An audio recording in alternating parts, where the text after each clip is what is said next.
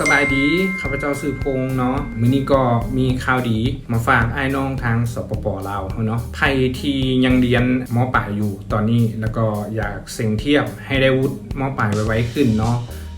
ข้าพเจ้าก็อยากขอแนะนำวุฒิ GED เนาะซึ่งวุฒิ GED นี่แม่นวุฒิของระดับไฮสคูลของชั้นม.ปลายในประเทศสหรัฐอเมริกาเนาะซึ่งวุฒิตัวนี้เนาะมันสามารถนำใช้ได้กันได้ทั่วโลกเลยเนาะบอกว่าจะใช้เข้าสมัครเรียนในระดับมหาวิทยาลัยในสปป.ลาวเฮาหรือว่าทั่วโลกเลยก็ได้เนาะแล้วมันก็ยังสามารถนำใช้ในการสมัครเข้าเฮ็ดเวียกได้อีกเนาะเพียงแต่ท่านเนาะมีอายุ16 ปีขึ้นไปเนาะท่านก็สามารถเข้า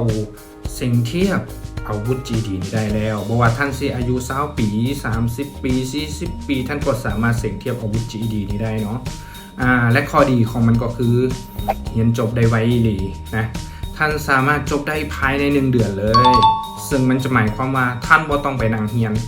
ในระดับชั้นม.ปลายให้เสียเวลาเลยเพราะมันสามารถเรียนจบได้ในเวลาเพียง1 เดือนและขอบอกอีกครั้งหนึ่งเด้อว่ามันสามารถใช้สมัครเข้าเรียนและสมัครเข้าเฮ็ดเวียกวันใดก็ได้คือกันกับวุฒิตัวจริงเลยเนาะแล้วก็ยังเป็นวุฒิที่ถูกต้องตามระเบียบกฎหมายและเชื่อถือได้สำหรับใครที่ฟังมาฮอดนี่แล้วเด้อมีความสนใจอยากเรียน GED เว้ยเนาะแล้วท่านเป็นคนลาวที่สามารถเว้าภาษาไทยได้น้อยนึงเนาะขอแนะนำคอร์สของทางสถาบันจุฬาติวเตอร์เพิ่นเลยเด้อเดี๋ยวจะขึ้นเว็บไซต์ไว้ให้ทางลุมนี้เลยซึ่งสถาบันนี้เพิ่นได้สอน GED มาหลายกว่า20 ปีแล้วนะถ้าท่านพอสิเว้าภาษาไทยได้ก็ลองมาเรียนคอร์สตัวจริงกับทางสถาบันเพิ่นเบิ่งเลยเด้อสถาบันเพิ่นนี่เนาะตั้งอยู่ใจกลางบางกอกหรือกรุงเทพเนาะกรุงเทพนครหลวงของประเทศไทยนี่เนาะหรือยังสามารถเรียนออนไลน์ผ่านทางโปรแกรม Zoom ได้นะ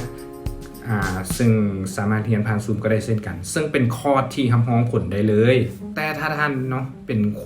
คนลาวที่เว้าภาษาไทยบ่ได้เลยแต่ยังพอสิเว้าภาษาอังกฤษได้น้อยนึงเนาะขอย้ำเนาะ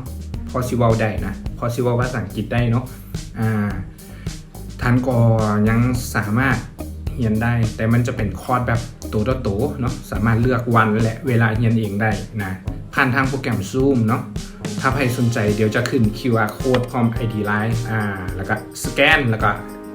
ทักเข้ามาสอบถามตืมก่อนได้เนาะเอาไว้เท่านี้ก่อนเด้อสวัสดี